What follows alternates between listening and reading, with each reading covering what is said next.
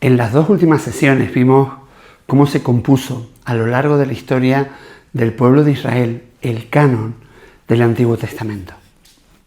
Y en ese proceso, pues qué libros pertenecen y cuáles no pertenecen al canon. Vimos que ese canon está compuesto por los 39 libros que tenemos en el Antiguo Testamento de nuestras Biblias.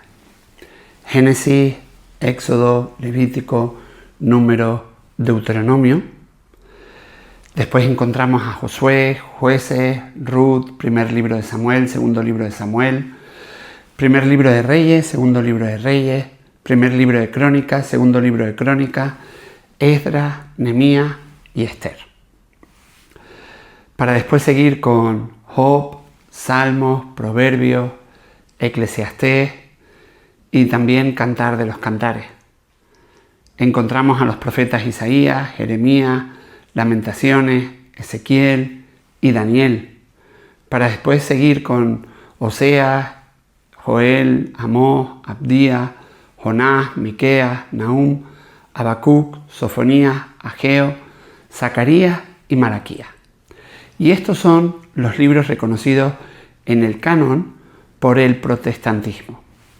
Y en cuanto a los libros apócrifos, la colección de libros incluida en el canon por la Iglesia Católica Romana es la siguiente.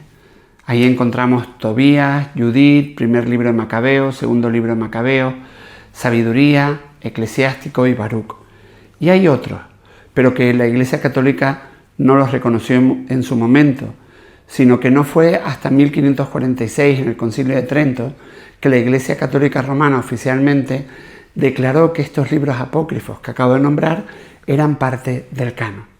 Y es importante recordar que es significativo que el Concilio de Trento fue la respuesta de la Iglesia Católica Romana a las enseñanzas de Martín Lutero y la Reforma Protestante que se extendía en aquel momento de forma rápida.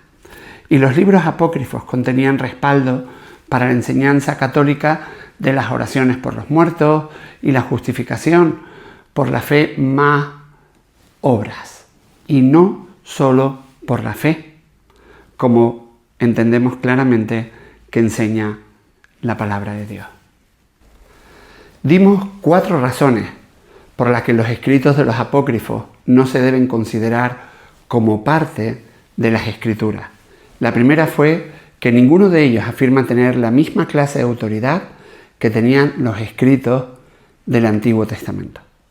La segunda es que los judíos, entre quienes ellos se originaron, no los consideraban palabra de Dios. La tercera es que ni Jesús ni los autores del Nuevo Testamento los consideraban escritura, palabra revelada por Dios. Y en cuarto lugar, contienen enseñanzas incongruentes con el resto de la Biblia. Y aquí encontramos estas 4 razones. Por tanto, debemos concluir que son solo palabras humanas y no palabras inspiradas por Dios, como las palabras de las Escrituras. Tienen valor para la investigación histórica, para la investigación lingüística y contienen una cantidad de relatos útiles en cuanto al valor y la fe de muchos judíos durante el periodo posterior a la conclusión del Antiguo Testamento, pero nunca han sido parte del canon del Antiguo Testamento y no se les debe considerar parte de la Biblia. No los debemos de considerar como palabra inspirada y como parte de toda la Biblia. Y en conclusión, con respecto al canon del Antiguo Testamento, los cristianos de hoy no tenemos por qué preocuparnos que algo se haya dejado fuera ni de que se haya incluido algo que no sea palabra de Dios. Y ahora, para terminar este repaso, me gustaría preguntarte si recuerdas el versículo que comenté para memorizar, Hebreos 1, 1 y 2. ¿Sí? Hace mucho tiempo Dios habló muchas veces y de diversas maneras a nuestros antepasados por medio de los profetas. Y ahora, en estos últimos días, nos ha hablado por medio de su Hijo. Dios le prometió todo al Hijo como herencia y mediante el Hijo creó el universo.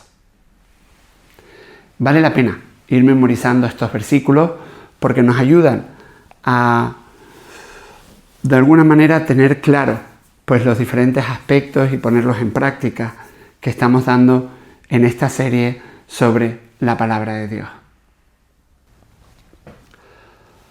Después de ver la formación del canon del Antiguo Testamento, llegamos pues al Nuevo Testamento. Y en estas siguientes sesiones vamos a ver cómo se formó el canon del Nuevo Testamento. Y vamos a tener todos esos detalles en cuenta. Y es fundamental ser conscientes que el desarrollo del canon del Nuevo Testamento empieza con los escritos de los apóstoles. Hay que recordar que el hecho que se comenzara a escribir la palabra de Dios, es decir, la escritura de las escrituras, primordialmente ocurre en conexión, pues precisamente con los grandes actos de Dios en la historia de la redención. El Antiguo Testamento registra e interpreta para nosotros el llamamiento de Abraham y la vida de sus descendientes, el éxodo de Egipto y el peregrinaje por el desierto, el establecimiento del pueblo de Dios en la tierra de Canaán, el establecimiento de la monarquía, la deportación y el regreso del cautiverio. Cada uno de estos grandes actos de Dios en la historia se interpreta para nosotros, pues precisamente en las propias palabras de Dios en las Escrituras, en la Biblia. Y el Antiguo Testamento cierra con la expectativa de la venida del Mesías, como podemos leer en Malaquías capítulo 3, versículos 1 al 4, o también en Malaquías capítulo 4, versículos 1 al 6. Y la siguiente etapa de la historia de la redención es precisamente la venida del Mesías. Y no es sorpresa que no hubieran escrituras adicionales, que es lo que constituye ese periodo intertestamentario o de silencio de 400 años, mientras no tuviera lugar el siguiente y más grandioso suceso en la historia de la redención. Por eso, el Nuevo Testamento, consciente de todo esto, consiste en los escritos de los apóstoles, porque es primordialmente a los apóstoles a quienes el Espíritu Santo les da la capacidad de recordar con precisión las palabras y obras de Jesucristo e interpretarlas correctamente para las generaciones siguientes, entre las cuales estamos nosotros también, evidentemente. Precisamente en Juan capítulo 14, versículo 26, Jesús les prometió a sus discípulos este poder, a los que se les llamó apóstoles después de la resurrección. Y leemos ahí pues lo siguiente: sin embargo, cuando el Padre envíe al abogado defensor como mi representante, es decir, al Espíritu Santo, Él les enseñará todo y les recordará cada cosa que les he dicho. De modo similar, Jesús continuó con esta promesa de revelarles la verdad de parte del Espíritu Santo cuando les dijo a sus discípulos más adelante, en Juan capítulo 16, versículo 13 al 14, lo siguiente: cuando venga el Espíritu de verdad, Él los guiará a toda la verdad. Él no hablará por su propia cuenta, sino que les dirá lo que ha oído y les contará lo que sucederá en el futuro. Me glorificará porque les contará todo lo que reciba de mí. Leemos en Juan 16, versículos 13 al 14. En estos versículos a los discípulos se les promete dones realmente asombrosos que los capacitarán para precisamente escribir las Escrituras. El Espíritu Santo les enseñaría toda la verdad, les haría recordar todo lo que Jesús había dicho y los guiaría a toda la verdad. Además, a los que tenían el oficio de apóstol en la iglesia primitiva, se les ve afirmando que tenían una autoridad igual a la de los profetas del Antiguo Testamento, autoridad para hablar y escribir palabras que eran palabras del mismo Dios. Por ejemplo, podemos ver cómo Pedro anima a sus lectores a recordar, pues precisamente el mandamiento que dio nuestro Señor y Salvador por medio de los apóstoles. En 2 de Pedro capítulo 3, versículo 29. Otro ejemplo que nos muestra esta realidad es en Hechos capítulo 5, versículos 2 al 4. Es cuando vemos que mentir a los apóstoles equivale mentir al Espíritu Santo y mentir a Dios. Te animo a que puedas leer Hechos 5 del 1 al 11, precisamente el relato de Ananías y Zafira, que contiene esta realidad que acabo de poner como ejemplo. Esta afirmación de ser capaces de hablar palabras que eran palabras de Dios mismo es especialmente frecuente en los escritos de Pablo. Él afirma no solo que el Espíritu Santo le ha revelado lo que ningún ojo ha visto, ningún oído ha escuchado, ninguna mente humana ha concebido lo que Dios ha preparado para quienes lo aman, como leemos en 1 de Corintios capítulo 2, versículo 9, sino que también lo expresa explícitamente en textos como en 1 de Corintios capítulo 2, versículo 13. Les decimos estas cosas sin emplear palabras que provienen de la sabiduría humana. En cambio, hablamos con palabras que el Espíritu nos da, usando las palabras del Espíritu para explicar las verdades espirituales. Nos dice Pablo en estos versículos. De modo similar, Pablo les dice a los corintios: si alguno se cree profeta o espiritual, reconozca que esto que les escribo es mandato del Señor. 1 Corintios 14, 37. La palabra que se traduce esto que en este versículo es un pronombre relativo plural en griego, que se podría traducir más literalmente las cosas que les escribo.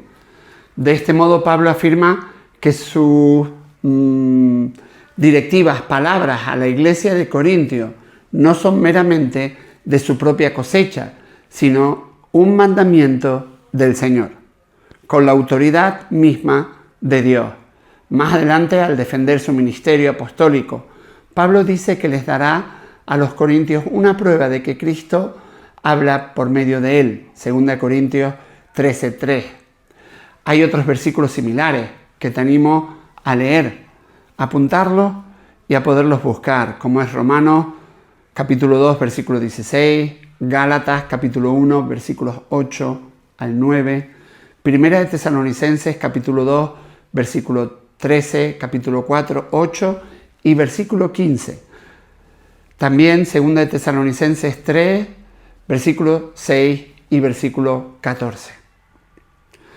Por tanto, los apóstoles tienen autoridad para escribir palabras que son palabras de Dios mismo, igual en estatus de verdad y autoridad a las palabras de las Escrituras del Antiguo Testamento.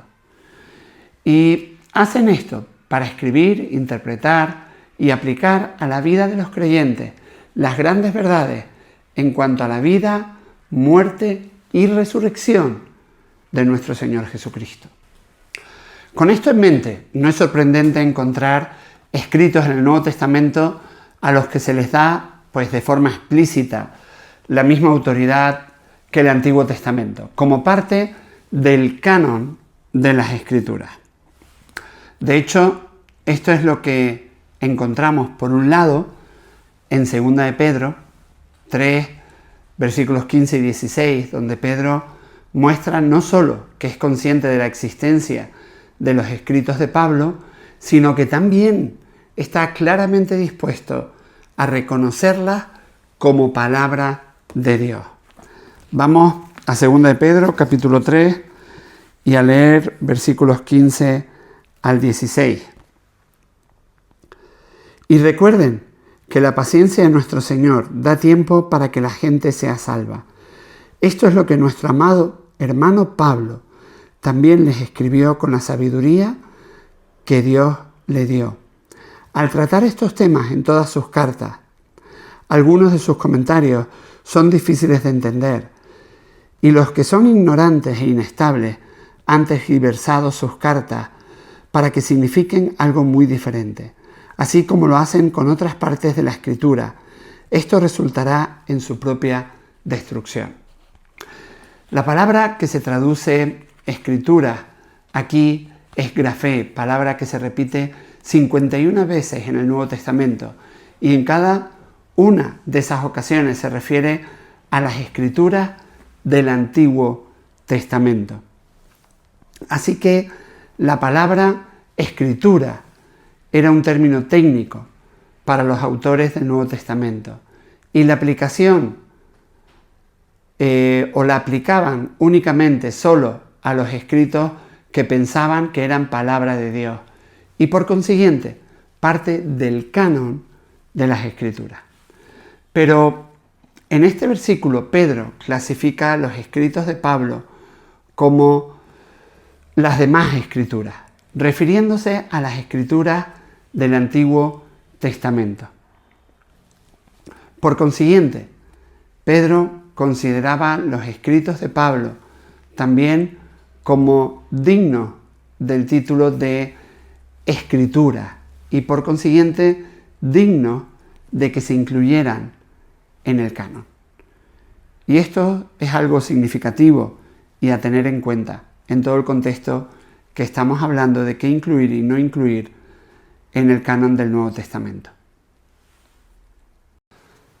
El otro ejemplo de lo que estamos hablando lo encontramos en 1 Timoteo capítulo 5 versículos 17 al 18, donde Pablo dice lo siguiente: los ancianos que cumplen bien su función deberían ser respetados y bien remunerados, en particular los que trabajan con esmero tanto en la predicación como en la enseñanza, pues la Escritura dice: no le pongas bozal al buey para impedirle que coma mientras trilla el grano. Y dice también: los que trabajan merecen recibir su salario.